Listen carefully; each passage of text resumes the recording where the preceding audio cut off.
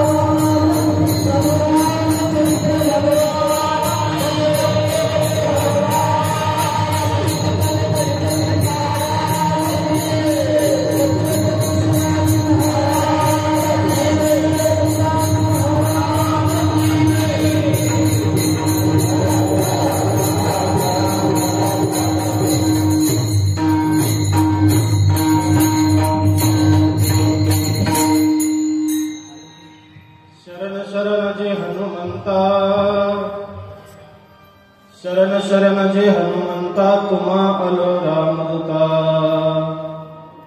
काय भक्तीच्या त्या वाटा मजला बघा सुभटा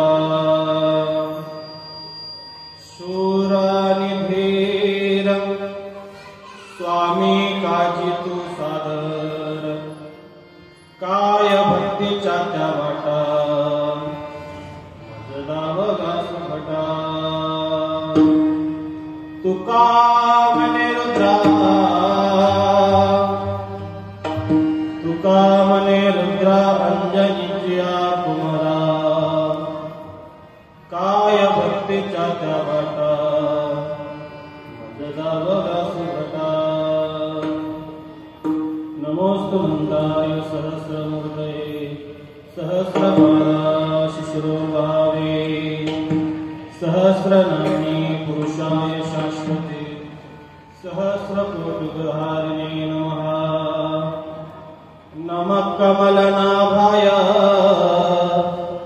नमस्ते जलशायने नमस्ते केशवानंद वासुदेव नमोस्तुते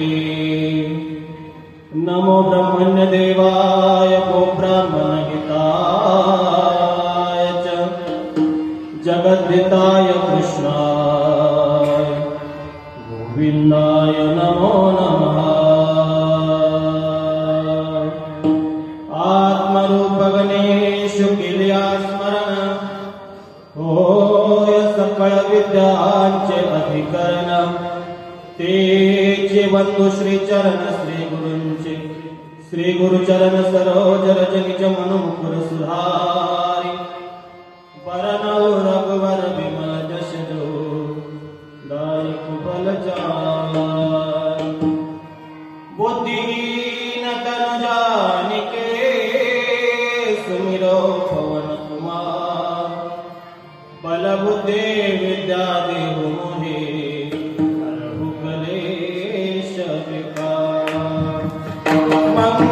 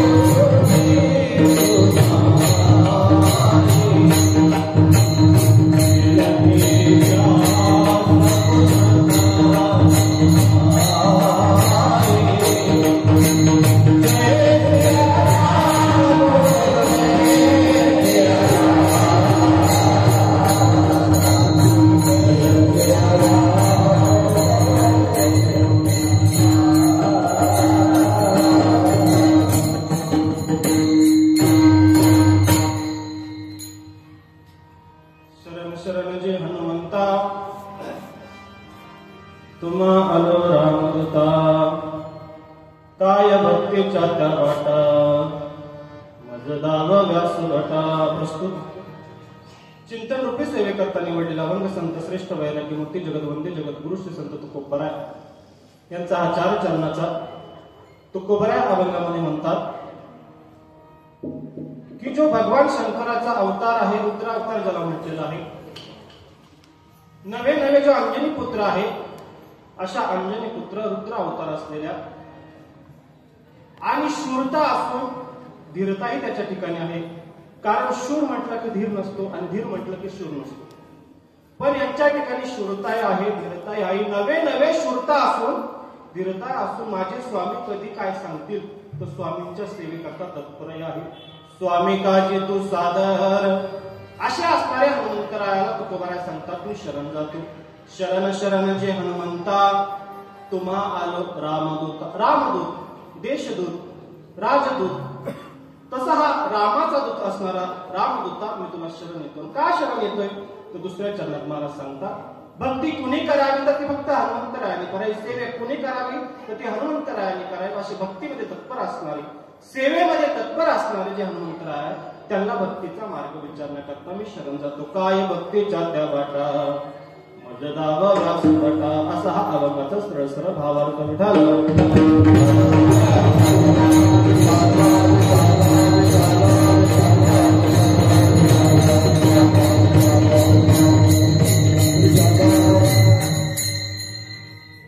सेवेला सुरुवात करण्यापूर्वी आपला परिहार द्यायचा तो म्हणजे असा, गेल्या 30 वर्षापासून चालत असलेला अखंड हरिनाम सप्ताह ज्यांच्या कृपाशीर्वादाने चालतो हरिभक्त परायण प्रभाकर महाराज कांबळे ताराबाद, त्याचप्रमाणे हरिभक्त परायण परदेशी गुरुजी कडा व ज्यांच्या सुंदर असं मार्गदर्शन आहे आदरणीय गुरुवर्य बाळकृष्ण महाराज कांबळे, सर्व काकाजांना असं म्हणतात. त्याचप्रमाणे गावचं भूषण असणारे मनोहर महाराज शिंगारे, सुनील महाराज सोनवणे व त्यांचा कृपाशीर्वाद असे विकासानंद महाराज, या सर्वांच्या आयोजक नियोजनातून आशीर्वादातून चालत आलेला हा अखंड हरिनाम सप्ताह. मग त्यामध्ये सकाळी काकडा, विष्णू सहस्त्रनाम, ज्ञानेश्वरी पारायण, संध्याकाळी सुंदर असा 5 ते 6 हरिपाठ आणि त्यानंतर 7 ते 9 सुंदर असं कीर्तन आणि त्या कीर्तनानंतरही सर्वात महत्वाचा कार्यक्रम या ठिकाणी ठेवलेला आहे. बरोबर, महाप्रसाद आहे, भोजन आहे, हे आहे तर सगळंच आहे. आणि म्हणून सुंदर अशा या आयोजनामध्ये नियोजनामध्ये आज या ठिकाणी 5वा दिवस, बरोबर ना, 5व्या दिवसाची कीर्तन रूपी सेवा माझ्या वाट्याला आलेली आहे. बरेच जण पत्रिकेत पाहत असतील, जरी पत्रिकेत जरी नाव नसलं तर जन्मपत्रिकेत माझंच नाव होतं म्हणून मी माझ्या सेवाकडे आली. का आली, कशी आली, नंतर शेवटी आपण बघू. पण आज या ठिकाणी आदरणीय आम्हाला गुरुस्थानी असणारे आमचे ज्येष्ठ श्रेष्ठ गुरुबंधू आदरणीय काकांचा फोन आला. काही निमित्ताने, काही वैयक्तिक अडचणीमुळे या ठिकाणी हा सेवेचा लाभ या ठिकाणी असो. आपल्या नियोजित वेळेमध्ये हनुमंतरायाच्या चरणी आपल्याला या ठिकाणी सेवा करायची आहे. सेवेला सुरुवात करण्यापूर्वी जमलेली सर्व श्रोते मंडळी, टाळकरी मंडळी, ज्यांनी सुंदर अशी पहिली चाल गायली हरिभक्त परायण दिव्य महाराज, त्याचप्रमाणे हरिभक्त परायण नानासाहेब महाराज, हरिभक्त परायण अण्णा महाराज आदी करून पप्पा दादा ज्यांनी सुंदर अशी साथ केली, हरिभक्त परायण भारत महाराज नरोडे, त्याचप्रमाणे दृष्टिकोनही साथ करणारे आमच्या गुरुकुलाचे आमचे विद्यार्थी कृष्ण महाराज आहे, त्याचप्रमाणे आमच्यावर आले विद्यार्थी, सर्व गावकरी, टाळकरी, माते मंडळी, सर्व महाराज मंडळी, सर्वांच्या चरणावरती नतमस्तक होऊन सेवेला सुरुवात करतो. मस्तक हे पाया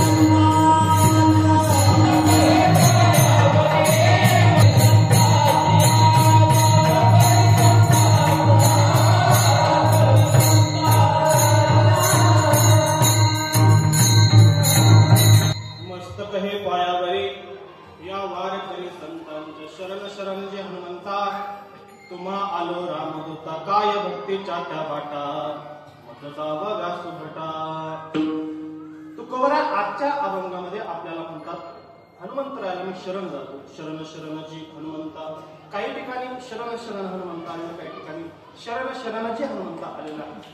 आणि म्हणून एक आदरपूर्वक आदर म्हणून हा ठिकाणी शरण शरणजी हनुमंता. पण या ठिकाणी प्रथमतः महिला मंडळीकडे सरकलं तरी चालेल, आलेल्यांना जागा सारखा आता या महिला मंडळीकडे थोडी सरकार, सर्व महिला मंडळी, पुरुष मंडळी थोडे पुढे सरकार, पाठीमागच्या बाजून महिला मंडळी सर या मावशी उठा या या महिला मंडळी या. सुंदर असा सभा मंडप आहे, सुंदर असं वातावरण आहे, सर्वांनी पुढे सरकून बसायचंय. विठाल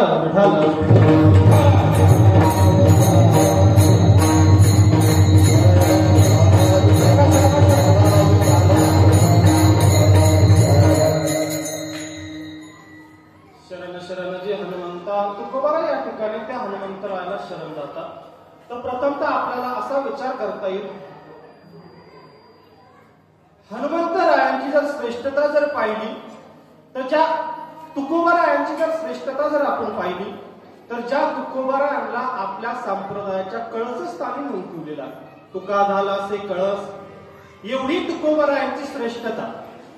नवे नवे नुसती एवढी तुकोबारायांची श्रेष्ठता नाही, तर एका ठिकाणी वर्णन करताना असं म्हटलंय की ज्या तुकोबारायांच्या नामाने काळही कापतो, तुकाराम तुकाराम नाम घेता कापे, म्हणजे ज्यांची श्रेष्ठता एवढी आहे, त्यांच्या नामामध्ये एवढी श्रेष्ठता आहे, काळही त्यांना घाबरतो. नवे नवे त्यांच्या नामाने पाण्यामध्ये वह्या कोरड्या राहतात. जळी दगडा सहित वह्या सारियल्या जैशा लाया, म्हणजे त्यांच्या नामात श्रेष्ठता आहे, त्यांना कळसस्थानी ठेवलेलं आहे. त्यांच्या नामाने वह्या कोरड्या राहतात, दगड पाण्यावरती करतात. त्याही पुढे जाऊन रामेश्वर भट्ट असं म्हणतात की प्रत्यक्ष विष्णूचा जे अवतार आहे असे तुकोबर आहे. म्हणे रामेश्वर भट्ट दिजा तुका विष्णू नाही तुझा, म्हणजे या ठिकाणी जर विचार जर केला तर जे प्रत्यक्ष विष्णूचे अवतार आहे, ज्यांच्या नामाने वह्या कोरड्या राहतात, दगड पाण्यावरती करतात, काळही त्यांना घाबरतो आणि ते आपल्या संप्रदायाचे कळसस्थानी आहे, असे असणारे तुकोबर त्या हनुमंतरायाला शरण का जातात. विठाल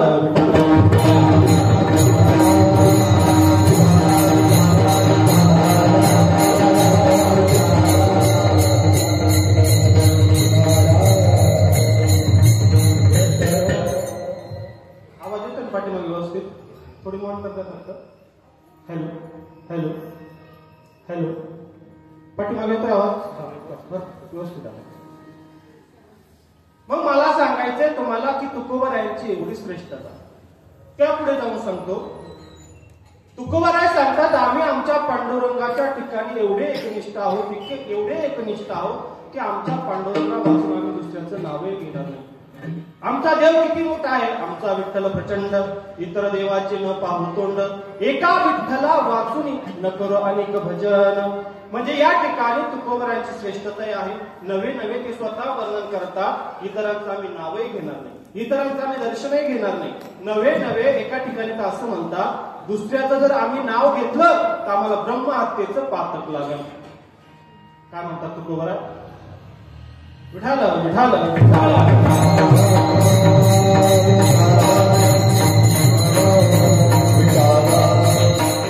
एका वाचून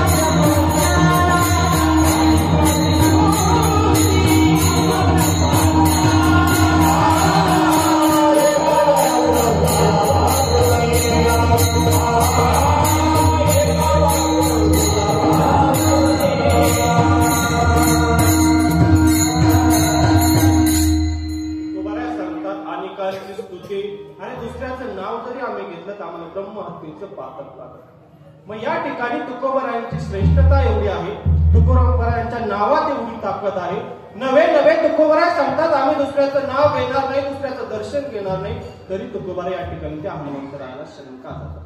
नवे नवे त्याही पुढे जाऊन तुम्हाला सांगतो, तुकोबाराय सांगतात आम्हाला आमचा पांडुरंग किती प्रिय आहे, किती प्रिय आहे. तुकोबाराय म्हणतात जसं एखाद्या लोभी माणसाला, कृपण माणसाला धन प्रिय असतं. मी तुम्हाला विचारतो, कृपण माणसाला, लोभी माणसाला धन किती प्रिय असतं, किती प्रिय असतं. अरे प्राण जायची वेळ आली ते चालन, तो प्राण सोडतो पण रुपया सोडत नाही, पैसा सोडत नाही, संपत्ती सोडत. बरोबर आहे ना. कृपण माणसाचं सांगतोय. किती कृपण असतात. गुरुवारी महाराज विनोदाने सांगत असतात मक्खी चूस तुम्हाला माहितीये का. मक्खी चूस तुपात जर माशी पडली तो जो वाटीसर तूप फेकून देतो त्याला म्हणतात मक्खी चूस. नाही ना, म्हणजे बरोबर आहे, चुकलं माझं काही.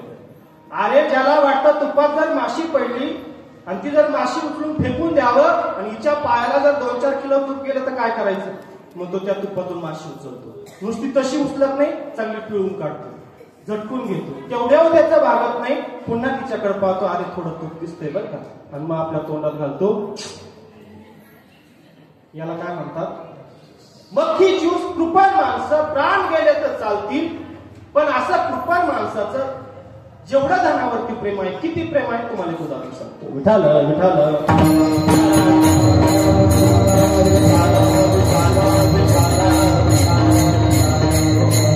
किती प्रेम असतं कृपण माणसाचं आहे. एक कृपण मनुष्य कधी दान धर्म नाही, कधी आळंदी नाही, कधी पंढरपूर नाही, कधी रुपया खर्चायचा नाही. अख्खं आयुष्य संपत आलं, 60 ओलांडली, 65 ओलांडली. गावातला एक त्याचा धार्मिक मित्र होता, कथा कीर्तनाला जायचा, मंदिरात जायचा, देवाचं दर्शन घ्यायचा, आळंदी पंढरपूरची वारी करायचा. वारी जवळ आली आणि त्याचा मित्र त्याला बोलला का रे 60 ओलांडत आली, आता उद्या जातो का परवा जातो भरोसा नाही. कुठं हा नाही वरती कशाला, बरोबर आहे वरतीच म्हणतो मी, काय भरोसा आहे महाराज आपला. उद्या जातो का परवा जातो, 60 ओलांडली, 65 झालं, आळंदी नाही, पंढरपूर नाही, कधी गावात 70 रुपये झाले देणगी नाही, कधी दान धर्म केला नाही. एक काम कर, चल पंढरपूरला वारी जवळ आली, भगवंताचं दर्शन घे. तो मित्र त्याला कृपण त्याला बोलला, मित्रा बघ मला जाण्याची इच्छा आहे, मला जाऊशी वाटतं, पण गेलं की पैसा खर्च होतो म्हणून जा. मग त्याचा मित्र त्याला म्हटलं एक काम कर, तू चल. कारण त्यांनी वाचलं होतं, ऐकलं होतं, घडविता त्यासी अर्ध पुण्य लाभे. परमार्थ जर एखाद्याला घडवला ना तर त्याने केलेलं पुण्य, त्याच्या पदरात पडलेलं पुण्य आपल्याला सहज भेटत असतं. म्हणून कीर्तनाला येताना ना प्रत्येकाने आपल्या जवळ आपल्या बरोबर येताना एखाद्याला कोणाला तरी घेऊन या. जसं इतर ठिकाणी जाताना जोडदार घेऊन जाता की नाही, कुठं तर मी काही सांगत नाही, पण जसे त्यांचे जोडदार तयार होतात, 2 नाही 4 जण एकत्र येतात आणि जातात, तसं कीर्तनाला येताना याला चला त्याला चला, या घडविता त्याचे अर्ध पुण्य लाभे. त्याने ऐकलं होतं, तो मित्र म्हटला तुझा सर्व खर्च मी करतो, पण तू चल म्हणे. चालेल म्हणे, पण तसं नाही, मला सांग बघ, जाण्या येण्याचा खर्च, राहण्याचा खर्च, जेवणाचा खर्च, पांडुरंगाचा हार, पेढ्याचा प्रसाद काय असेल सगळा खर्च तुला करावा लागेल, मी रुपया म्हणणार. त्याचा मित्र म्हटला चालेल गाड्या, चल पण तू. मग संध्याकाळ झाली, एसटी पकडली, सकाळी पहाटपर्यंत पंढरपूरला जाऊन पोहोचले. एका आश्रमामध्ये गेले, एक रूम घेतली, थोड्या वेळ थांबले, आराम केला आणि आता चंद्रभागेवरती स्नानाला जायचं. स्नानाला जायचं म्हटल्यानंतर त्या ठिकाणी गेल्यानंतर आता तुम्ही आम्ही सगळे वारकरी मंडळी आहे, चंद्रभागेवर स्नानाला जायचं, इंद्राणीवर स्नानाला जायचं, आळंदी असो, पंढरपूर असो, तीर्थक्षेत्र असो, कुठे असो स्नानाला जायचं म्हटलं की एकाने कोणीतरी कपड्याजवळ थांबायचं आणि दुसऱ्याने स्नानाला जायचं. मग 2 असो, 4 असो, 10 जण असो, 1-2 थांबायचं, जायचं. आता हे 2च होते. तो कृपा त्याला म्हटला मित्रा तू जाऊन ये, मी कपड्याजवळ थांबतो. मित्र म्हटलं आता जातो, स्नान करतो, येतो, मी कपडे घातले का तू जा, काय अडचण नाही, जा. मग तो मित्र स्नानाला गेला, स्नान करत होता, हा कृपण त्या कपड्याजवळ उभा होता. भगवंताने पाहिलं आपला भक्त आलाय, 60 झाली, 65 झाली, आत्ता शिकाला, आता याच्यानंतर हा परत कधी येणार, आता आलाय ते याचा उद्धार केल्याशिवाय पर्याय नाही. भगवान स्वतः विटेवरून खाली उतरले, वासुदेवाचं रूप धारण केलं आणि वासुदेवाचं रूप धारण करून त्याच्या समोर आले. तुळजापूरचारे भवानीला, जेजुरीचारे खंडेरायाला, पंढरपूरचारे पांडुरंगाला दान पावलं का ढोकाय. हसत असतं मला काय माहित नाही. वासुदेवाचं गाणं चाललं, त्याच्या समोर आला, रुपया मागितला. याने वासुदेवाकडे पाहिलं, रुपया. जीवनात कधी कोणाला रुपया दिला नाही, वासुदेवाला रुपया द्यायचा. पण त्याला आठवलं, काय आठवलं? आपला सगळा खर्च कोण करणार आहे? मित्र करणार. वासुदेवाचा माझा मित्र स्नान करून आला की तुला रुपया दे. 5-10 मिनिटांमध्ये मित्र स्नान करून आला, कपडे घालायला लागला. वासुदेव उभा होता, तो म्हटला आहे रुपया दे मला. म्हणे कशाला? ते वासुदेवाला रुपया मागतो, त्याला द्यायचा दे म्हणे. त्याने त्याच्याकडे बघितलं, तो म्हटला बघ वासुदेव तू पाहून घे म्हणे, मी काय रुपया देणार? तो म्हटला का बरं? तू तर म्हटला सगळा खर्च करेन. तो म्हटला मग सगळा करेन. काय काय ठरलं होतं? जाण्याचा खर्च, राहण्याचा खर्च, जेवणाचा खर्च, पांडुरंगाचा हार, पेढ्याचा प्रसाद सगळं याच्यात होतं. पण वासुदेवाचा रुपया याच्यात ठरला होता का? तो म्हटला वासुदेवाचा रुपया काय ठरला? तू वासुदेव तू पाहून घे, मी चाललो म्हणे. त्याचं स्नान झालं होतं, कपडे घातले, तो गेला भगवंताच्या दर्शनाला. पण स्वतः भगवान याच्या दर्शनाला इकडे आलेले होते. 5-10 मिनिटं झाले, रुपया नाही यांनी जरा डोकं चालवलं. आणि अशी माणसं जरा हुशारच असतात. डोकं चालवलं. तो म्हटलं वासुदेवा मला स्नानाला यायचं होतं, माझे काय पैसे असतील, पिशवी असेल, पाकिट असेल, सगळं मी रूमवरती ठेवलं. तू जर रूमवरती आला तर मी नक्की रुपया. वासुदेव म्हटलं ठीक आहे. वासुदेव निघून गेला ना, हा मनातल्या मनात हसू लागला. काय मूर्ख वासुदेव. कोणत्या आश्रमात थांबलो ते विचारलं नाही, कोणत्या रूमला थांबलो ते विचारलं नाही, आणि मला येतो रुपया नाही. आपला रुपया आता वाचला. रूमवरती आला, गंध लावला, आणि तेवढ्याच खिडकीत समोर पाहिलं तर त्याला कोण दिसला? अरे आला गाड्या वासुदेव. कसं काय आला? काय पाठलाग केला काय? आला तुळजापूरच्या रे भवानीला, जेजुरीच्या रे खंडेरायाला, पंढरपूरच्या रे पांडुरंगाला दान पावलं काढ रुपया. म्हटलं आता काय खरं नाही, आता रुपया जातो. त्याने परत डोकं चालवलं. तो म्हटलं वासुदेवा मला आता माझ्या घरी जायचं, माझ्यात फक्त भाड्यापुरते पैसे. मला म्हणायचं आहे, आवाज येतो ना पाठीमाग, मला आता घरी जायचं, माझ्याकडे आता फक्त भाड्यापुरते पैसे. तू जर माझ्या घरी आला तर तुला नक्की रुपया. ते वासुदेव होते का? स्वतः भगवान होते. परीक्षाच पाहिजे होती. ठीक आहे येतो म्हटले, निघून गेले. मोठमोठे नाचायला आला. काय मूर्ख वासुदेव. कुठे राहतो ते विचारलं नाही, जिल्हा विचारला नाही, तालुका विचारला नाही, गाव विचारलं नाही. आता कुठं नगर जिल्हा, कुठं आली राहुरी, कुठं आलं निंबेरे तांबेरे, कुठं आली वस्ती. आता काय आपल्या घरी येतो आपला रुपया. आता संध्याकाळी एसटीला बसला, सकाळी पाठी घरी आला, उतरला, घरी आला, थोड्या झोपला, उठल्यानंतर घडलेला प्रसंग आपल्या थोडं बोलू सांगू लागा ना मला. हा कोण मला बोला बोला बोला. हा घरच्या मंडळीला सांगू लागला. आल्यानंतर आता माणसं पहिल्यांदा कोणाला सांगलं? 2 जण होते. पत्नीला अगं मला एक वासुदेव भेटला, जीवनात कधी कोणाला रुपया दिला नाही, कधी दान धर्म केला नाही, माझ्या रुपये मागत होते, त्याला असं फसवलं, त्याला तसं फसवलं, याला असं फसवलं, त्याला तसं फसवलं. तेवढ्या खिडकीत समोर पाहत होतं. म्हणलं राम राम राम राम. लय वासुदेव पाहिजे, पण असा वासुदेव पाहिला नव्हता. इथं आला, आता रुपया जातोय, काय करायचं? तो म्हटला आता रुपया द्यावाच लागणार. पण तिथं कोण बसेल होती? त्याचीच बायको होती. आता ती उदार असेल का? कृपणाची बायको. त्याच्यापेक्षा कृपण होती. ती म्हटली कस काय रुपया नाही? मी आहे ना म्हणे. काय करायचं? एक काम करा, तुम्ही करा मरायचं नाटक, मी करते रडायचं नाटक. पैसा देणारच गेला. म्हटलं कायचा रुपया, तो निघून जाईल. दारामध्ये आला. तुळजापूरच्या रे भवानीला, जेजुरीच्या रे खंडेरायाला, पंढरपूरच्या रे पांडुरंगाला दान पावलं काढ रुपया. त्याने तोंडावरती घेतलं, झोपला. ती रडत होती, जवळ गेली. वासुदेवा खूप वाईट झालं. कधी रडलं पण आत्ताच. अरे बापरे, चांगले पांडुरंगाचे भक्त होते. देवा यांना चांगली जागा दे रे. कोण म्हणतं? स्वतः देव. बसले एका कोपऱ्यात, टाळ वाजवताय, भजन चाललंय. 5 मिनिटं झाले, 10 मिनिटं झाले. हिचं रडायचं काम चालू होतं. तो आवाज गेला गल्लीतल्या बायांना. गल्लीतल्या बाया झाल्या. आता इथं जरा कमी गोळा झाल्या, पण तिथं जास्त गोळा होता. आणि तिथं गोळ्या झाल्यानंतर रडायला सुरुवात केली. आणि जो त्यांनी स्वर काढलाय, आता मला रडता येत नाही, तर रडून दाखवला असं तुम्हाला. असा स्वर लावला महाराज, असा स्वर लावला महाराज. आपला स्वर काय टायमाला कमी जास्त होतो, पण यांचा स्वर कमी जास्त. बरा होता ना बाया, चांगला होता ना बाया, आता काय करू ना बाया, आता कोणा करू. आता ते तुम्हाला पाठ काय सांगायचं काम. सगळ्या बाया जमा झाल्या, रडत होत्या. काही माणसं आले. आता लोकांना काय माहिती खरं चाललंय का खोटं चाललंय. लोकांना किती वेळ दाब नाही ना, अर्धा तास 1 तास कोण तयारी करतं, कोण लाकडं आणतं, तर कोण काय, तर कोण काय. हिनं ते सगळं पाहिलं. मी म्हटली काय कुठाना झाला आता. हळूच वासुदेवाजवळ गेली. म्हटली वासुदेवा आता आम्हाला आमची विधी करायची, जा म्हणतो. वासुदेव म्हटला, मावशी अशा कामाला लोक बाहेर म्हणता येत आहे, मला नाही रुपया तर नसू दे म्हणे, आलं त्याची मौतच करून जातो, याला सोडतो काय म्हणे, आता याला सोडत नाही. वासुदेवाचा टाळ चाललाय, भजन चाललंय, वासुदेव काय जायना, याला काय उठता आहे ना. लोकांनी तयारी केली, बाहेर काढलं, स्नान घातलं, डायरेक्ट स्मशानापर्यंत नेलं, तिथेच सगळी विधी उरकली. आणि आता त्याला अग्निडाव द्यायचा. भगवान पाहताय, ते वासुदेव पाहतोय, भगवंताचे धोके वाढायला लागले. अरे जळतो का काय रुपया करता, पण बघूच म्हणे कितपर्यंत दम धरतोय. सगळं उरकलं, आता अग्निडाव द्यायचा. भगवंताला दया आली, भगवंताने मोठ्याने, अरे तू जर जिवंत असता तर उठ म्हणे. भगवान काय म्हटले, तू जर जिवंत असता तर उठ, माझा रुपया सुटला. हा म्हटला तुझा रुपया सुटला तर हाही पट्ट्या उठला, म्हणजे केवळ झोपणार आहे. मला सांगायचा मुद्दा, त्या कृपणाचं धनावरती किती प्रेम. अरे प्राण गेला तर चालत, पण रुपया सोडला नाही. तसं तुकोबाराय सांगतात, आम्हा नारायण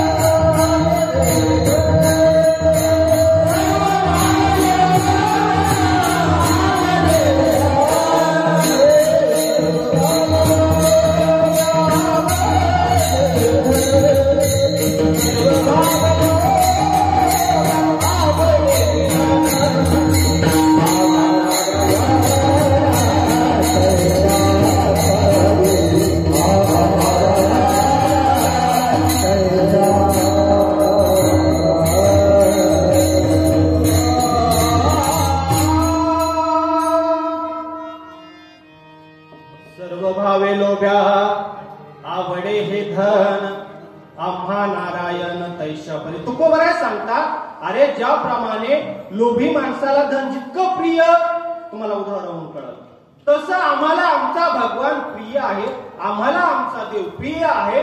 मग या ठिकाणी स्वतः तुकोबरायांची श्रेष्ठता कळत असताना, तुकोबरायांची नामाची ताकद, काळही त्यांना कापतो, काळही त्यांना घाबरतो. त्यांच्या नामाने वह्या कोरड्या राहतात. जे प्रत्यक्ष विष्णूचा अवतार आहे ते सांगतात, आम्ही दुसऱ्याचं नावही घेणार नाही, दुसऱ्याचं दर्शनही घेणार नाही. दुसऱ्याचं नाव घेतलं तर ब्रह्महत्येचं पातक लागत. आणि लोभी माणसाला जेवढा धन आवडतं तेवढा आम्हाला आमचा भगवान आवडतात. तरी तुकोबरा अभंगाच्या प्रथम चरणात असं का म्हणतात,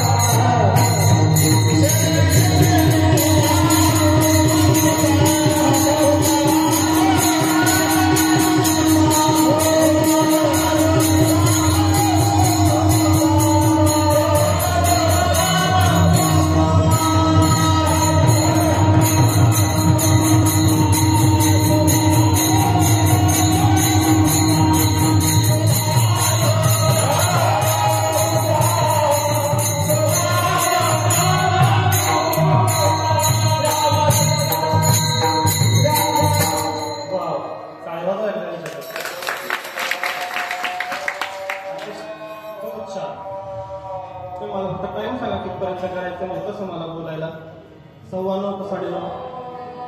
9:15. आपल्याला पाऊण तास बाकी आहे. अतिशय सुंदर असं नियोजन आहे आणि अतिशय सुंदर तुम्ही ऐकताय. तुकोबरा या अभंगामध्ये स्वतः सगळं असं सांगून का शरण जातात? शरण शरण जे शरण शरण जे हनुमंता, तुम्हा आलो रामदूता. तुकोबरा सांगतात शरण शरण. शरण शरण म्हणजे काय? तर पहा, शरण, शरण्य आणि शरणागत ही त्रिपुटी आहे. ज्या कालामध्ये ज्याला शरण जायचं तो शरण्य. शरण जाण्याची जी प्रक्रिया आहे त्याला शरण असं म्हणतात, आणि जो जाणार आहे त्याला शरणागत किंवा शरणार्थी असं म्हणतात. म्हणजे शरण्य, शरण आणि शरणागत ही त्रिपुटी आहे. या ठिकाणी जे शरण जाणारे आहेत ते तुकोबरा आहे, ज्याला शरण जायचं आहे ते हनुमंतराय आहे. मग या ठिकाणी शरण कोण कोणाला जात असतं? तर पहा, ज्याच्याकडे सर्व दुःख निवारण करण्याची शक्ती आहे, ज्याच्याकडे संकट निवारण करण्याची शक्ती आहे त्याला शरण जात असतात. आणि शरण कोण जातो? तर ज्याच्याकडे काही संकट आहे, ज्याच्याकडे काही दुःख आहे तो शरण जात असतो.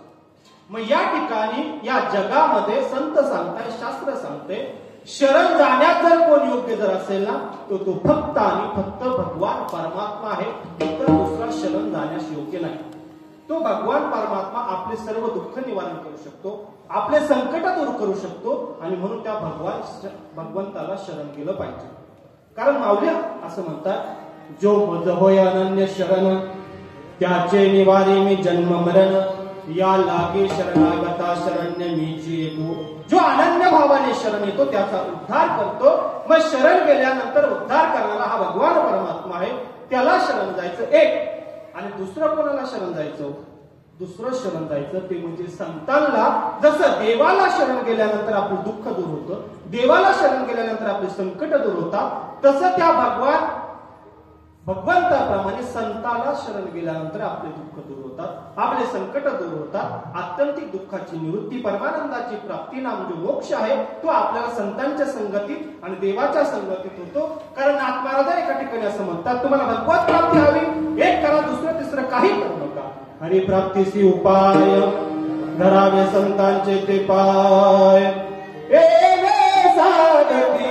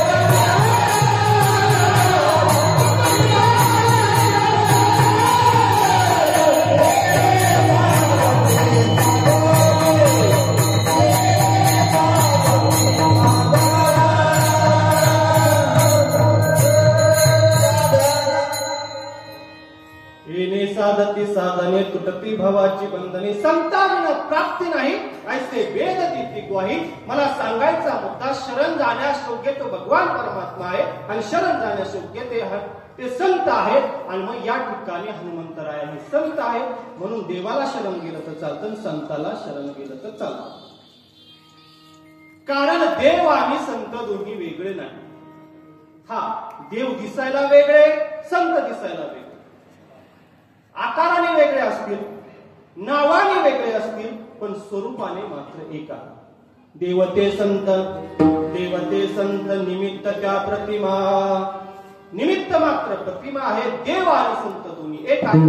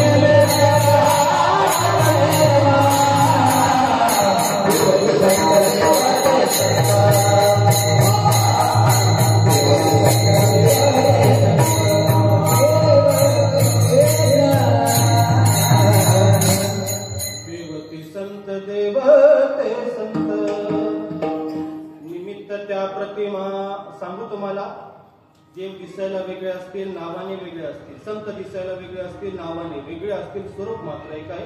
छोटस उदाहरण देऊन पुढे जातो. विठाला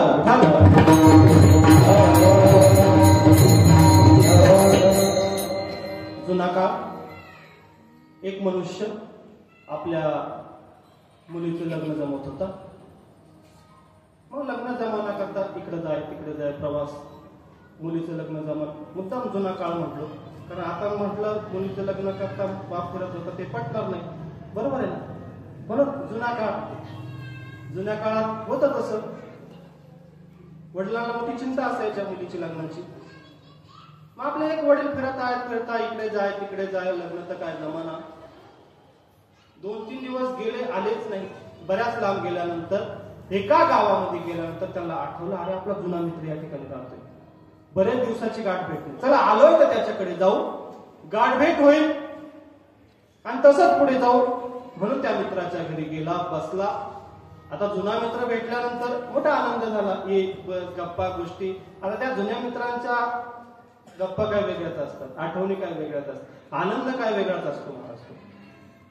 मग गेले, बसले आणि बसल्यानंतर त्याने आतमध्ये आवाज दिला. कोणाला? मंडळीला आवाज दिला. ए रे चहा ठेव. याचा आवाज तिकडे गेल्यानंतर तिकडून डबल आवाज आला. हा चहा ठेव. आमकाला का चहा ठेव, तमकाला का चहा ठेव. इथं साखर नाही, पक्की नाही, काय नाही, जा.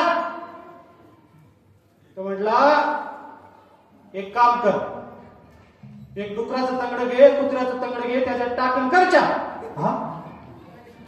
कारण 1-2 महिन्यापूर्वी त्याच्या घरामध्ये एक लग्नाचा कार्यक्रम झालेला होता आणि त्या लग्नाच्या कार्यक्रमामध्ये रुखवतामध्ये ते काही साखरेचे पदार्थ करतात. त्याच्यातलं एक डुकऱ्याचं तंगड घे, कुत्र्याचं तंगड घे, टाक. तो फक्त म्हटला ते टाक. या मित्राने ऐकलं. तो म्हटला अरे गळ्यात माळ आहे, मी माळ करेन, कुत्र्याचं तंगड टाकून चहा नको बा आपल्याला. पण काय बोलायचे. 5-10 मिनिटांमध्ये तिनं चहा उकळाला, आणला, याच्या पुढे ठेवला. एकच कप कशी आणली, घ्या. त्याने घेतला, त्याच्यात डोकून पाहतोय. काय कुठं तंगड दिसतं का, कुठं शपूट दिसतं का, काय. अरे त्याच्यात पाहतोय, याच्यात पाहतोय, त्याच्यात पाहतोय, याच्यात पाहतोय. त्याच्या मित्राच्या लक्षात आला हा काय पाहतो. तर म्हटलं अरे काय. तेव्हा म्हटलं अरे तू घे ना. याला वाटलं याला जेवण पाहू. नाही आमचा आत्ताच चहा झाला, फक्त तुझ्या करता बनवला घे. त्याच्या लक्षात आलं अरे काय वेळा मनुष्य. त्याच्यात कुत्र्याचं शपूटन, गाडं शपूटन, कुत्रा शपूट पाहतो. अरे आता मुलीचं लग्न झालं, मुलाचं लग्न झालं, रुखवादामध्ये साखरेचे पदार्थ केले, त्याच्यातलं एकाचं कुत्र्याचं तंगड, डुकराचं तंगड त्याचं टाकलं. पेवणीच्या पे म्हटलं की त्याने घटकांच्या बसतीवरून बशी मोकळी केली, ठेवली. मला सांगा डुकराचं तंगड तोडून खाल्लं काय आणि कुत्र्याचं तंगड तोडून खाल्लं काय, कसं लागलं. मग मी साखरेच्या म्हणतोय बरं का, तुम्ही दुसरं म्हणता. कसं लागलं. मग कुत्र्याचं तंगड तोडून खाल्लं काय, डुकराचं तंगड तोडून खाल्लं काय. कोणत्या साखरेचं ते जसं गोड लागणार आहे, मग कुत्र्याचं नावही वेगळं आहे, डुकराचं नावही वेगळं आहे, कुत्र्याचा आकारही वेगळा आहे, डुकराचा आकारही वेगळा आहे.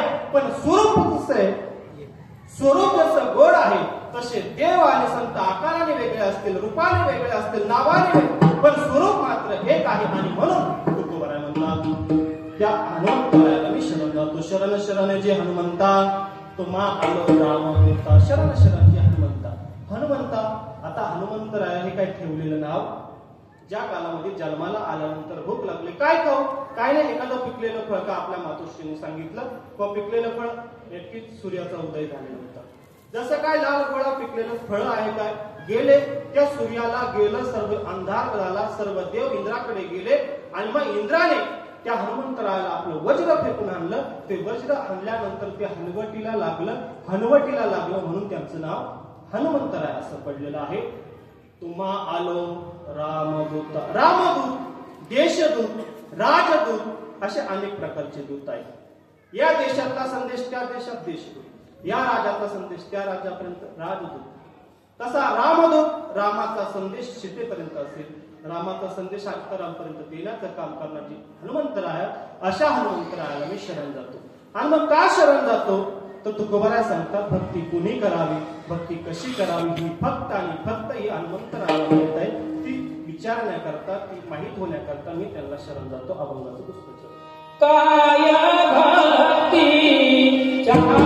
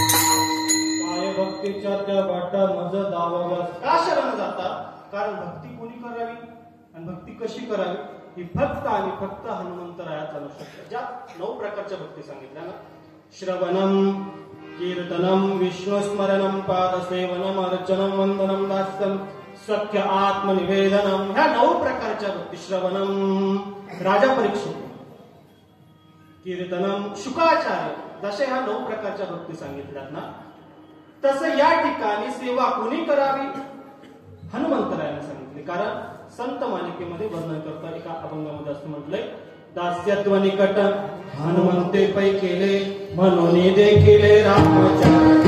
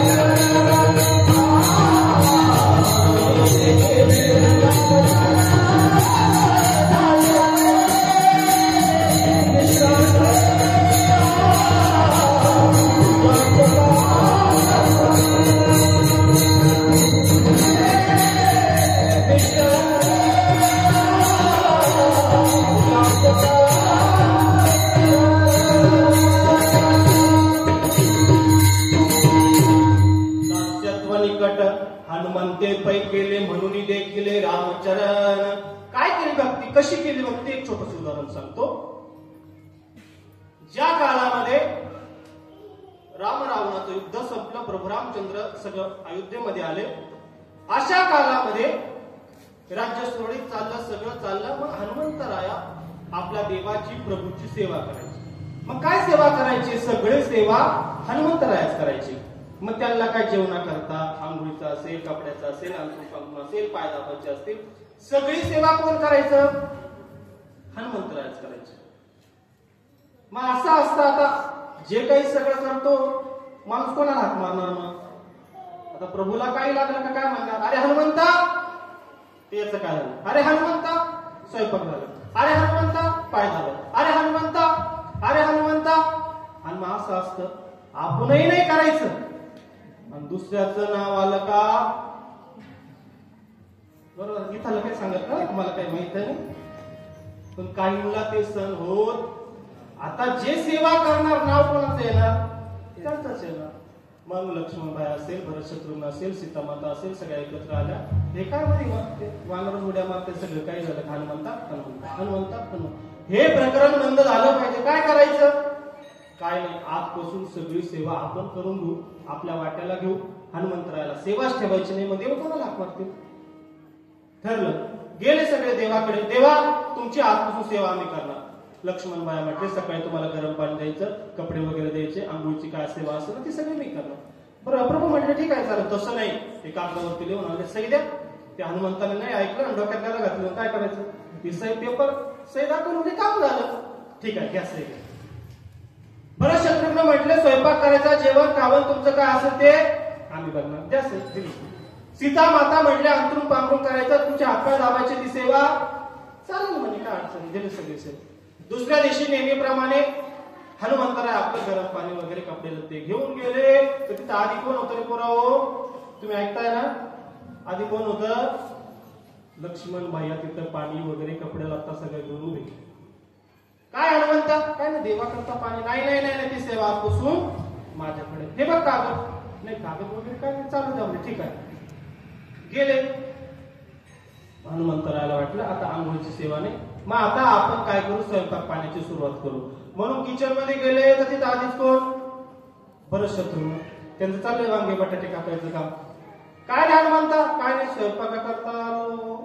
नाही नाही, ते सेवा आजपासून आमच्याकडे जा म्हणजे बघ कागद. काय नाही, चालू दे. आता चला देव जेवण करून येतील, आपला अंथरूण दाखवू, पाय वगैरे दाबू. आणि म्हणून तिथं गेले. तिथे आधी कोण? कोण? तुम्ही ऐकताय? सीता माता अंथरूण वगैरे टाकून तिथं बसले. काय हनुमंता? काय नाही, देवाचे पाय. नाही नाही नाही नाही, सेवा आजपासून. आणि आमच्या दोघा पती पत्नी, तुझं काय काम आहे? जा म्हण. हनुमंतरायाला खूप वाईट वाटलं. आपल्याकडून काय चुकलं? देवाने सगळी सेवा आपल्याकडून काढून घेतली. गेले देवाकडे. देवा, काय चुकलं? सगळी सेवा काढून घेतली, काय चुकलं का? प्रभू म्हटले, हनुमंता कोण म्हटलं तुझं चुकलं? आणि कोण म्हणतं तुला सेवा नाही? आहे ना म्हणून तुला सेवा. काय सेवा? एक काम करायचं. मला झोप यायला लागली की झोपेच्या टायमाला मला जांभळी आली का तू फक्त चुटकी वाजवायची. काय सांगितलं? झोप यायला लागली, जांभळी आली की फक्त एक चुटकी वाजवायची. आता मला सांगा, ही कुठं सेवा आहे? पण सांगू तुम्हाला, अरे खरा सेवक कशातही खुश असतो. सेवा ही सेवा असते. प्रामाणिकपणे केली, यथोचित केली, सेव्याला मान्य होईल अशी जर केली तर ती सेवा असते. नाही तर मग आपल्याकडे आहे आता जर सगळं उरकलं, जेवण वगैरे झाले, कुठे जर खरकट असलं, चटया पडलेल्या असल्या, एखाद्याला जर म्हटलं नाही गणपतराव इकडे चटई मला चटईदार आहे बोलतो. वा रे वा, म्हणजे चटया आम्ही गोळा करायच्या, खरकट आम्ही काढायचे, तुम्ही महाराज आले का पुढं पुढं पुढं पुढं हालत करतो, फुटूच काढतो, या इकडून जा तिकडून, म्हणजे तुम्ही पुढं पुढं आणि आम्ही खरकट. पण सांगू तुम्हाला, त्याला ती चटई उचलणं, खरकट झाडणं सेवा वाटत नाही, पण आपला संप्रदाय इतकं उच्च कोटीचा आहे. अरे झाडणाऱ्याला जी सेवा, वाढणाऱ्याला ती सेवा, वाढणाऱ्याला जे फळ, स्वयंपाक करणाऱ्याला तेच फळ, झाडणाऱ्याला तेच फळ, कीर्तन ऐकणाऱ्याला तेच फळ, चाल म्हणणाऱ्याला तेच फळ, नवे नवे कीर्तनकारालाही तेच फळ. इतका श्रेष्ठ संप्रदाय आपला. फक्त सेवा ही सेवा म्हणून केली पाहिजे. हनुमंतरायचं मला तुम्हाला सांगायचंय. हनुमंतराय म्हटले ठीक आहे, चुटकी वाजवायची ना, ठीक आहे. पण हनुमंतराय पुढे पुढे गेले. मनात विचार आला, माझ्या देवाला झोप येणार केव्हा, मी पाहणार केव्हा, आणि एखादी जांभळी गेली माझे जर सेवेत खंड पडला तर करायचं काय. मग एका झाडावरती चढले, झाडावरती बसले, चुटक्या वाजवायला सुरुवात केली, भजनही चालू केलं. श्रीराम जय राम जय जय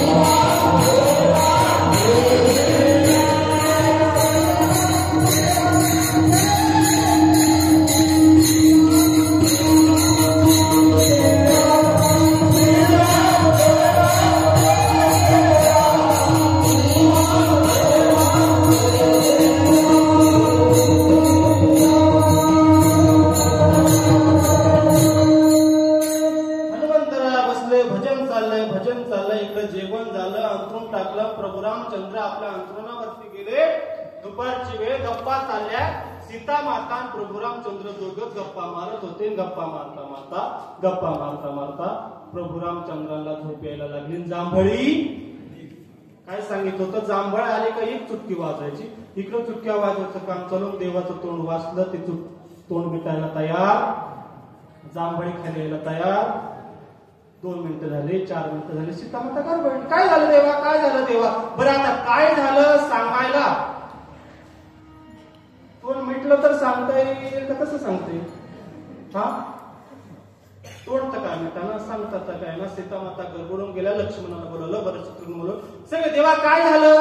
आता काय झालं सांगायला तोंड काय मिटाना. इकडं चुटक्या वाजवायचं काम चालू. सगळे गडबडून गेले. शेवटी वशिष्ठ मुनीला बोलवलं. वशिष्ठ मुनी आले, पाहिलं. देवाचं तोंड वाचलंय. भरत आहे, शत्रुघ्न आहे, लक्ष्मणबाई आहे, सीता माता आहे. इकडं तिकडं बघितलं. आता मोठी माणसं ही मोठीच असतात, त्यांना सांगायची काही गरज पडत. इकडं तिकडं बघितलं. वशिष्ठ मुनी म्हणतात, हनुमंता कुठे आहे रे? हनुमंत म्हणजे आधीच त्याच्या नावाचा आलं त्याचं नाव. हे सगळे म्हणतात आम्ही नाही तिथं, आम्हाला सांगा ना काय करायचं. तोंड दाबायचं का? तोंड दाबायचं का? आम्ही आहे तिथं चौघ. आम्हाला त्या हनुमंताचं काय करायचं? मला ते सांगू नका. हनुमंत कुठे पहा. त्याचा राग, त्याला पाहायची वेळ आली. इकडे तिकडे शोधलं. हनुमंतरावरती बसलेले होते, भजन चालू होते. वशिष्ठ मामुनी आले. हनुमंता काय करतो रे? काही नाही, माझ्या देवाची सेवा करतो. काय सेवा? देवानं सांगितलंय मला जांभळ आली का चुटकी वाजवायची. वशिष्ठ मुनी म्हटले तुझ्या चुटक्या बंद कर. देवाचं तोंड वाचलं मिटायला तयार नाही. कर बघा. हनुमंतराया चुटक्या बंद केल्या. देवाचं तोंड खाली आलं. मला सांगायचा मुद्दा, सेवा ही सेवा असते, भक्ती ही भक्ती असते. तशी आपली सेवा होत नाही, तशी आपली भक्ती होत नाही. कारण आपल्या सेवेमध्ये सेवा करत असताना काही दोष येतात. आणि मग दोष आले का सेवा नुसती सेवा होती, ती भगवंताची सेवा होत नाही. आपल्या सेवेत पहिला दोष येतो काय? मी करतोय, स्वार्थ येतो. मला काही भेटेल का? पहिला स्वार्थ येतो. नाही आला स्वार्थ, बेजबाबदारपणा येतो. करता येतील महाराज, त्याचं काय एवढं मग करू चालू, एवढं काय त्याचं काही. बरोबर आहे का? होईल सगळं, होईल हरिपाठ, होईल पारायण. 12 ते 1 वाजता त्याला काय होतं एवढं करायचं. पण बेजबाब उद्धटपणा. पत्नी पतीची सेवा करतेच ना, पत्नी पतीची सेवा करतेच ना. हा, त्याचं काहीच बोला ना नाही. इथं तरी हा मला मग निदान पत्नी पतीची सेवा, पत्नी पतीची सेवा करते बरोबर. पण सेवेत उद्धटपणा येतो. जेवायला देते काय दम निघा ना. तेवढी एक मालिका राहिली, एक भाग द्या, हो द्या, बसा. देणारच मग देणार, आपटून ढोकून घ्या, खा. सेवा करायची पण उद्धटपणा, बेजबाबदारपणा, स्वार्थीपणा. आणि हे काही नाही आलं तर एक दोष आल्याशिवाय राहत नाही. कोणता? मी मी मी मी आहे म्हणून, मी आहे म्हणून सत्ता, मी आहे म्हणून घर, मी आहे म्हणून गाव. आणि आपल्यापेक्षा इकडं जरा जास्त आहे. इकडं म्हणजे इकडं कोणतं गाव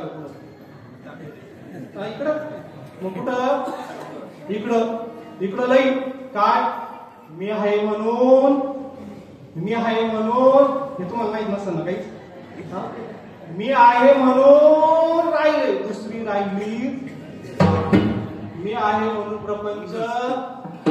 अरे मग सेवेमध्ये स्वार्थीपणा असेल, बेजबाबदारपणा असेल, उद्धटपणा असेल, अहंकार असेल, मीपणा असेल, एकदा हे सेवेमध्ये आलं तर ती सेवा नुसतं काम केल्यासारखं होतं, ती भगवंताची सेवा होत नाही. पण ती सेवा, ती भक्ती, ती हनुमंतरायाने केली. आणि मग असे हनुमंतराया कसे होते? तर तिसऱ्या चरणाच्या जाण्याच्या पूर्वी आधी संप्रदायाप्रमाणे छोटस बदल, 10 मिनिटं शिल्लक आहे आपल्या. आणि मग तिसऱ्या चरणाचा, चौथ्या चरणाचा जर तुमची इच्छा असेल, तुम्ही म्हटलं की अर्धा तास या, 9:30, पावणे 10, 10 किंवा 11 तर पाठीमध्ये डोळे वाचवले काही एवढ्या वेळ मीच करणार नाही. 9 वाजून 10 मिनिटांनी आपली सेवेला पूर्ण विराम द्यायचा. एकदा संप्रदायाच्या नियमाप्रमाणे म्हणजे सर्वांनी वरती हात करा. हरी जय विठोबा.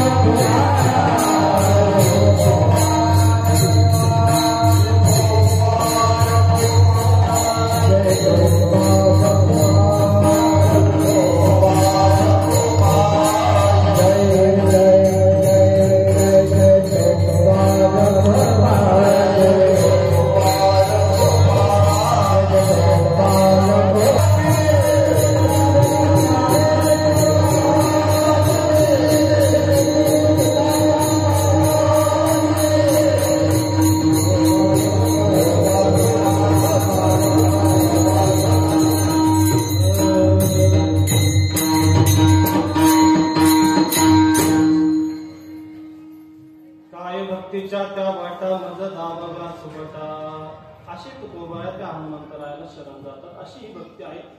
अशी आपल्याकडून भक्ती घडणार नाही, अशी आपल्याकडे सेवाही घडणार नाही.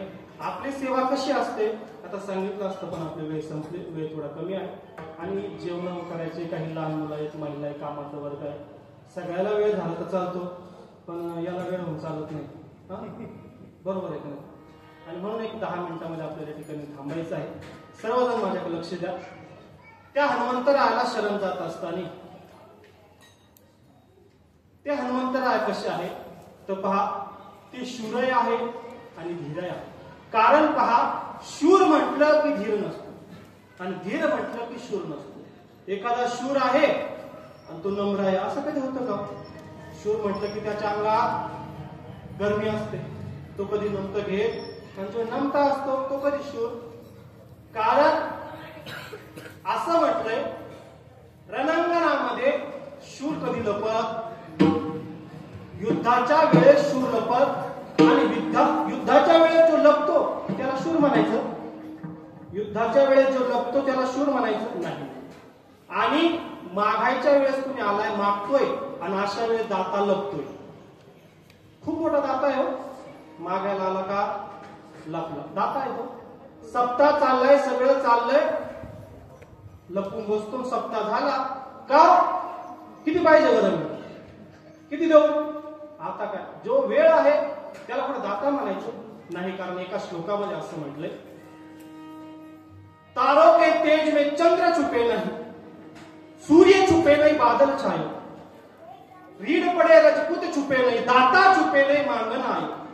मला सांगा, रात्रीच्या वेळेस एखाद्या वेळेस चांदणं टिपूर पडलं, खूप चांदणं पडलं, खूप चांदणं पडलं, आणि त्या चांदण्याच्या प्रकाशामध्ये चंद्र गायब झाला, त्याला कुठे चंद्र म्हणायचं? त्याला तुम्ही चंद्र म्हणणार? अरे कितीही चांदण्या पडू द्या, चंद्र जशाच्या तसा. सूर्य छुपे नाही बादल छाए, दुपारच्या वेळेस पाऊस आला, सूर्यच गायब झाला, अख्खा अंधार झाला. बरोबर आहे माझं? बरोबर आहे महिला मंडळी? लक्ष द्या, 10 मिनिटात मला थांबायचंय. मला सांगायचा मुद्दा, टिपूर चांदणं पडलं म्हणजे चंद्र कधी लपत नाही, दुपारच्या वेळी पाऊस आला, ढग आले म्हणजे सूर्य कधी लपत नाही. तसं लढायची वेळ आली, शूर लपून बसतात. खूप मोठा शूर, खूप मोठा शूर. गुरुवारी महाराजांचे विनोदाने सांगत असतात, एक मनुष्य रोज सकाळी उठला का आपली तलवार काढायची, दंड बैठक मारायचा, तलवार घ्यायचा ना फिरवायचा घरामध्ये. कोणापुढे? घरामध्ये. कोणापुढे?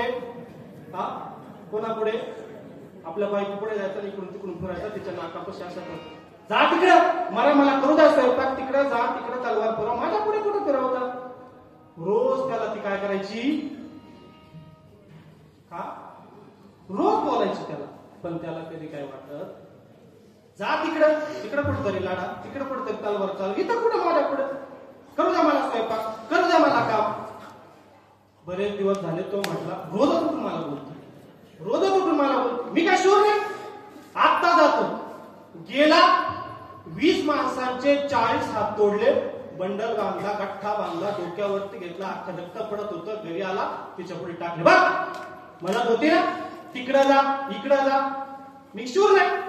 हे बघ, 20 माणसांचे 40 हात तोडून आणले.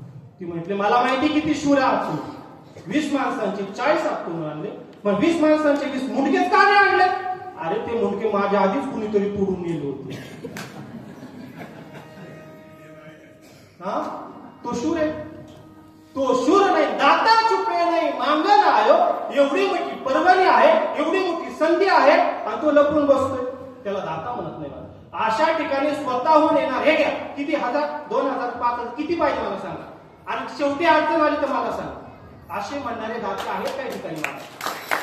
काही ठिकाणी आम्ही जर गेलो ना, काही माणसं सांगतात, महाराज 7 सप्ताहाचा 4था दिवस आहे, 5वा दिवस आहे, अख्खी वरंगणी जमा झाली.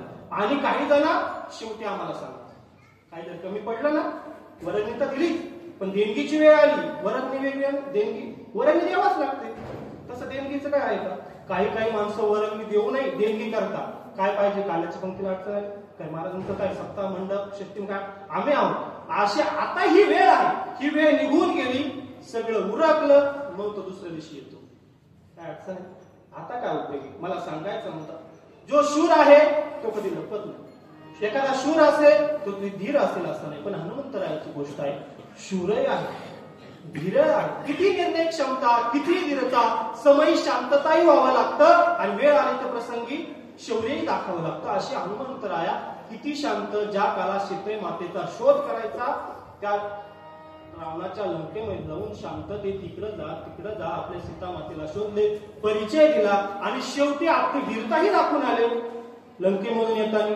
आता एवढं सविस्तर सांगा वेळ नाही, पण आपली शूरताही दाखवून आले, लंकाही जाळून आले. एवढी शूरता, एवढी धीरता, नवे नवे किती शूरता. ज्या काळात सीता माता हरण झालं, सीता माता पळून नेली, सापडवली कोणी? बोला ना तुम्ही, कंटाळा लागतो मला, थांबायचं ना. सीता माता चोरून नेली, कोणी सापडवली? त्यांनी सापडवली.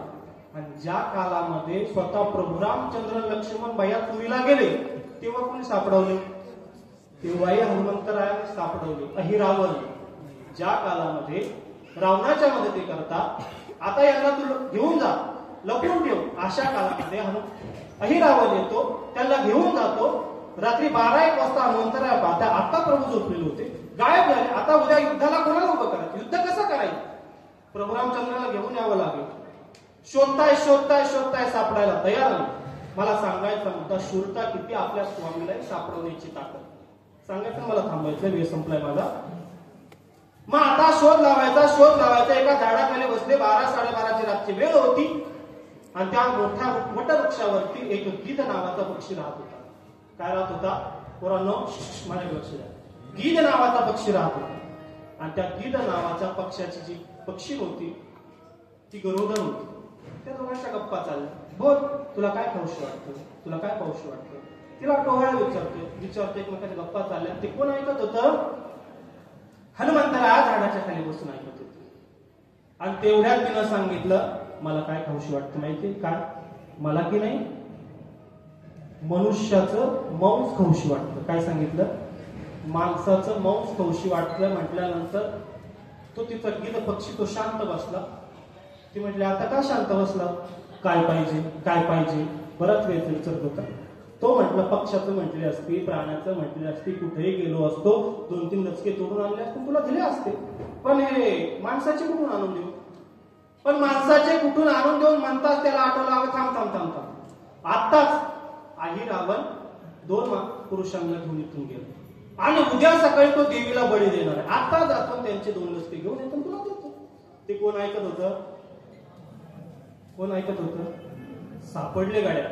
अहिरावण नेले, आता जातो घेऊन येतो. गेले त्या ठिकाणी देवीच्या मंदिरामध्ये गेल्यानंतर हनुमंतरायाची ताकद, देवीचं स्वतः रूप घेतलं आणि त्या देवीला म्हटले, उठ, बस बाजूला. देवीला उठवण्याची ताकद, देवीची हाल करण्याची ताकद. वर्णन आलेलं असं आहे,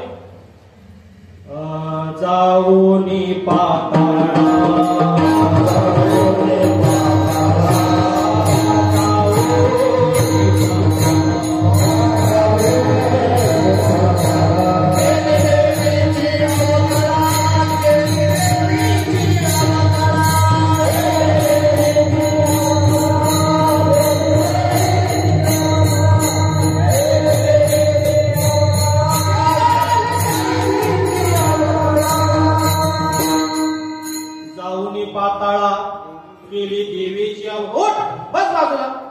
बसली बाजूला.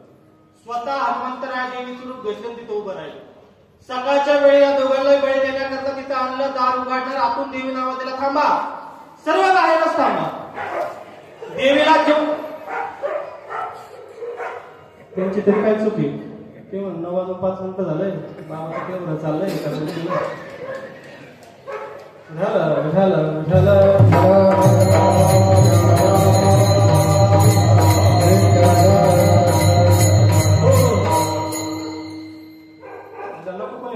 कोल्हे महाराजच्या कीर्तनाला कोल्हे आले म्हटल्यावर हनुमंतराय म्हणले, थांबा बाहेर सगळे, देवीला जिवंत बळी पाहिजे. त्या दोघांना आतमध्ये सोडा, दरवाजे लावून घ्या, आपापल्या घरी जा आणि आपल्या घराचे दरवाजे आतून बंद करा. बाहेर जर कोणी दिसला तर संपूर्ण गावाचा नायनाट करा. गेले सगळे देवीच्या आज्ञा, देवी बोलते, सगळे घरी गेले. त्यांना दोघांना मंदिर मंदिरात सोडलं, घरी गेले, दरवाजे बंद केले आणि बसले. इकडे देवीनं प्रभू रामचंद्र लक्ष्मीबाईसमोर देवी विचारते, कोण आहात तुम्ही? परिचय दिला. आम्ही दशरथाची मुलं. इकडे आलो, सगळा परिचय दिला. आणि मग तुम्हाला इथं कशा करता आणलं माहिती? हो माहिती. तुमचा बळी देणार? हो देणार. तुम्हाला शेवटचं मी विचारते, आता या ठिकाणी तुम्हाला कोण सोडवू शकतं? असं म्हटल्यानंतर प्रभू सांगतात, इथं आता आम्हाला सोडवायला कोणीही नाही. पण सांगू एक, इथं सोडवायला कोणी नाही, पण जर आमचा हनुमंता जर इथं असताना तर त्यांनी आम्हाला सोडवलं असतं. देवीच्या रूपातल्या हनुमंतराच्या डोळ्यात पाणी आलं. किती विश्वास स्वामीचा सेवकावर, किती विश्वास. माझ्या पाठीमागेही बापाचं नाव नाही घेतलं, भरताचं नाव नाही घेतलं, दुसरं कोणाचंही नाव नाही घेतलं. माझा हनुमंत असता तर मला सोडवलं असतं. आणि मग हनुमंतरा थोडी परीक्षा पाहताय. माझा तुमचा बळी द्यायचा आहे? हो द्यायचा आहे. तुमचा बळी द्यायचा आहे. तुम्हाला भीती नाही वाटत? नाही वाटत. का नाही वाटत? मग त्या काळात प्रभू सांगतात, आम्ही अनेक ठिकाणी देव्या बघितल्या, पण देवीला कुठेही शेपूट नाही. या देवीला शेपूट दिसतंय. हनुमंतरायाच्या लक्षात आलं आपलं नाटक फसलं. परीक्षा पाहत होते. दोघांनाही खांद्यावर घेतलं, घेऊन आले. मला सांगायचा मुद्दा, एवढी शूरता, एवढी धीरता. आपले स्वामी कधी काय सांगतील ना, सेवेमध्ये तत्पर. अभंगाचं तिसरं शब्द.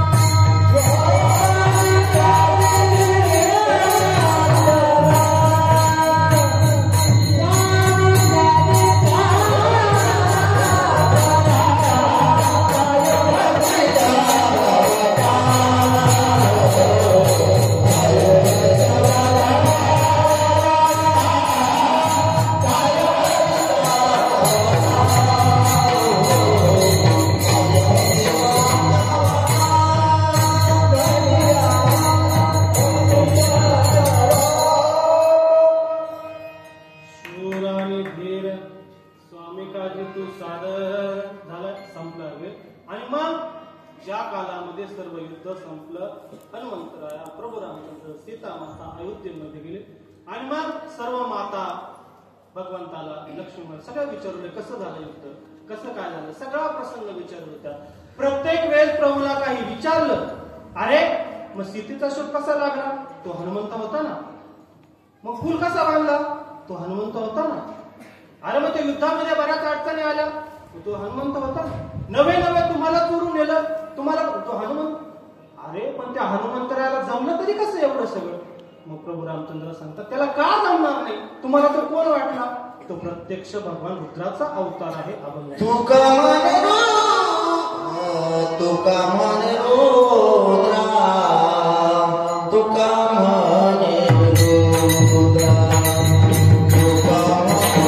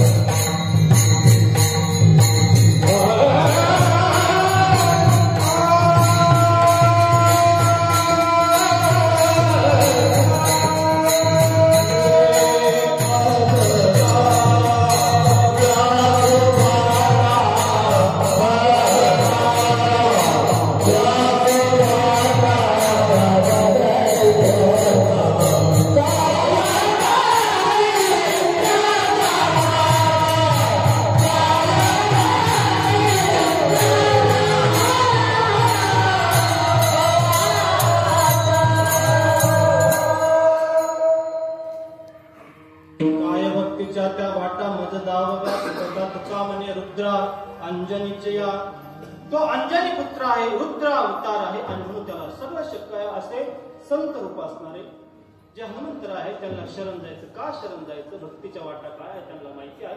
असं बोलण्यासारखं खूप आहे. वेळ आपली संपलेला आहे. या अभंगावरती जे बोलण्याचा प्रयत्न केला, यात जे काही सर्व योग्य आहे ते गुरुवारी हरिभक्तपरायण पुंडलिक महाराज जंगले शास्त्रीजी ज्ञानेश्वर आश्रम संस्था डोंगरगाव सर्व गुरुवारी महाराजांचा आहे. जे काही अयोग्य असेल, चुकीचं वाटलं असेल, माझ्या बुद्धीची दोष समजा. आज या ठिकाणी ही झालेली सेवा गोड करून घ्या अशी अपेक्षा या ठिकाणी करतो. आज या सेवेला सुंदर अशी त्यांची गायनासाठी साथ लागली. पप्पात असेल, गायन असेल, सुंदर अशी सिस्टीम असेल. बऱ्याच वेळा शेड म्हटलं, सभामंडप म्हटला की आवाज घुमतो. एक सिस्टीमवाल्याची ती परीक्षा असते, पण अतिशय सुंदर असा माझा आवाज तुमच्यापर्यंत पोहोचवण्याचे त्यांनी काम केलं. सुंदर सिस्टीम, कलाकार, गायक, वादक सगळं वातावरण अतिशय सुंदर. अशा या सुंदर वातावरणामध्ये आज या ठिकाणी कार्यक्रम पत्रिकेमध्ये नाही पण माझ्या जन्मपत्रिकेमध्ये असल्यामुळे हा कार्यक्रमाचा योग आदरणीय गुरुवारी आम्हाला गुरुस्थानी असणारे ज्येष्ठ श्रेष्ठ गुरुबंधू काकांचा फोन आला की सेवा करण्याचा योग चालेल म्हटलं काका. पण एक 2-2.5 वर्षापूर्वी मला काकांचे 2 कार्यक्रम करण्याचा योग आला. ज्यावेळेस पहिल्यांदा काकांनी मला फोन केला, हो म्हटलं काका तुमच्या आधी कार्यक्रम करायचा आणि तुम्ही मला फोन करता म्हटलं. कशी शक्य म्हटलं. लोकांनी तर ऐकलं पाहिजे. नाही तुम्ही जा म्हणून मला माहिती. म्हणजे त्यांचा एक विश्वास. आणि आता काय वाटतं त्यांचा फोन आला की एक बिनधास्त या ठिकाणी काकांचा एक विश्वास आणि एक असं म्हणून या ठिकाणी आज तुमच्या सर्वांच्या दर्शनाचा एक योग आणि सुंदर असे वातावरण. पुनश्च एकदा सगळ्यांचे आभार माने. आज या ठिकाणी सेवेकरता लागली सगळी साथसंगत आमच्या बरोबर आमच्या गुरुकुलातील सर्व विद्यार्थी आहेत, गुरुगावर साथ करणारे सर्व विद्यार्थी आहेत. आणि म्हणून कोल्हेवाडी या ठिकाणी असलेले आमचं गुरुकुल एक 2-2.5 वर्षापासून गुरुकुल आहे. गुरुवर्य महाराजांनी सांगितलं की नुसतं कीर्तन करून चालणार नाही. तुम्ही 10 वर्ष 8 वर्ष काहीतरी शिकले तर तुम्ही समाजाचे काहीतरी देणं लागतात, काहीतरी केलं पाहिजे. हा कीर्तन करत सगळेच येणार, पण आपली गीता असेल, धर्म असेल, संस्कृती असेल, हरिपाठ असेल हे समाजाला सांगितलं पाहिजे, दिलं पाहिजे, 4 मुलं घडवले पाहिजे. आणि म्हणून एक 2-3 वर्षापासून गुरुकुल असेल आणि मे महिन्यामध्ये शिबिर असेल. शिबिराचे मोठं भव्य दिव्य आयोजन आपण मे महिन्यामध्ये करत असतो. याही वर्षी 2 मे ते 15 मे भव्य वारकरी बालसंस्कार शिबिर कोल्हेवाडी आपल्या गुरुकुलामध्ये आयोजित केलेलं आहे. ज्या कोणाला विद्यार्थ्यांना आपल्या पालकांना वाटत असेल आपलेही मुलं घडावे तर त्या पालकांनी शिबिर असेल तिथंच असेल असं नाही, परिसरामध्ये रावगी असेल, डोंगरगड असेल, अनेक ठिकाणी शिबिर चालतात. मुलांना 15 दिवस महिनाभर सुट्ट्यांमध्ये आपला मोबाईल आणि टीव्ही पासून थोडं बाजूला राहतात. नाही तर आता असं झालंय मुलगा रडताय घे मोबाईल, मुलगा जेवत नाही, मुलगा अभ्यास करत नाही.